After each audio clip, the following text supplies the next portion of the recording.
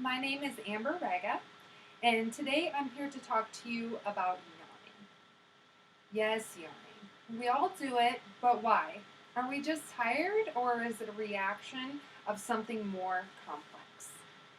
For example, in social situations, when one person yawns, more than likely another person is going to yawn, and then so on and so on. It's something that I like to call the domino effect. Well, research has in fact proven that yawning is contagious. And today I hope to provide you with enough information and knowledge to know how and why this phenomenon occurs. Alright, so what causes a yawn? Mostly, is it just because we're tired? Well, there is an underlying condition for the yawn, and that is a rise in brain temperature. According to Masson, Dush, Aldecart, and Gallup in 2014, the underlying mechanism for yawning in humans, both spontaneous and contagious, appears to be involved in brain thermal regulation. So what does this mean exactly? Well, the purpose of a yawn is to cool the brain when oxygen intake makes it rise. And does the temperature of that oxygen intake matter? Well, as a matter of fact, it does. Masson, Dush, Aldecart, and Gallup in 2014 reported the results of 2 studies conducted in Austria. They did one in the summertime and one in the wintertime on 2 groups of people. And they both involved contagious yawning.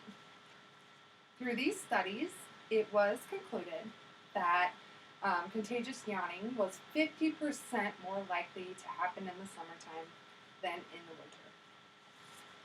All right, so how does that individual yawn affect others and why? First of all, people can mimic other people's actions in social situations so quickly and without even realizing it. Some of these actions include itching, smiling, eye rolling, and yes, of course, yawning. Underneath these mimic behaviors is the element of empathy, which indicates a need to share in the feelings of another.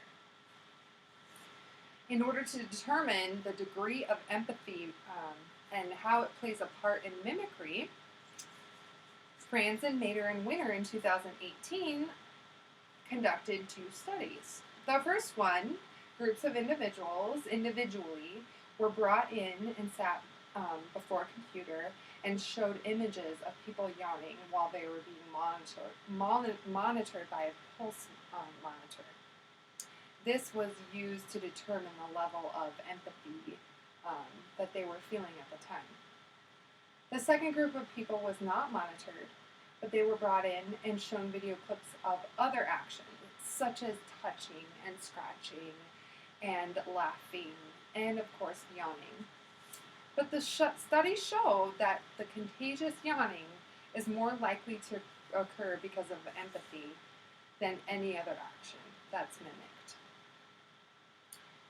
Franzen, Mader, and Winter said that results suggest that the simple occurrence of a smile while watching others smile or laugh is not an indicator of empathy, as is contagious yawning. Alright, as if the previous studies weren't enough, I've got some more research evidence for you. Now let's talk about contagious yawning between typically developed children and autism spectrum disorder children. Halt, Augusty, Schneider, and Fenn conducted 2 studies in 2010.